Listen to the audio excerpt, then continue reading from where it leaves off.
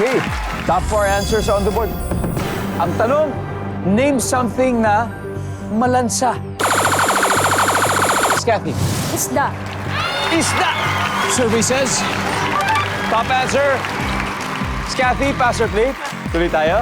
Play. Play, okay, let's go, let's go. Okay, tatlo na lang. Miss Tony, name something na malansa. Patis. Patis! Nandyan ba si Patis? Walang Patis kay Arlie. Something na malansa. Dugo. Dugo! Nandyan ba ang dugo? Pasok! This way, something na malansa po. Karne. Karne? Pag hindi pa luto, nandyan ba ang karne? Wala. Standby, standby. Kailangan masagot natin ito, kundi makaka-steal sila. Name something po na malansa. Bagoong. Bagoong. Survey says, wala!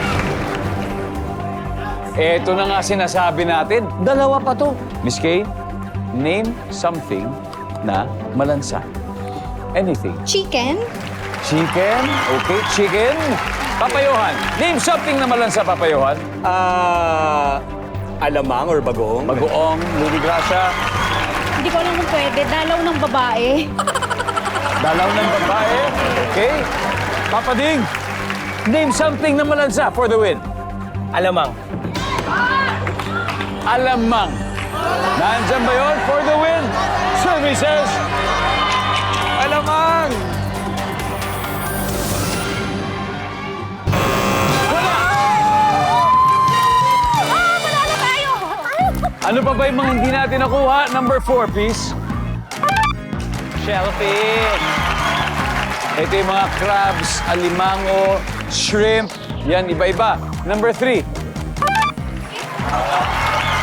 Itlog. At dahil dyan, ang ating final score, Super Radyo 488 at LS Forever 28. Thank you very much.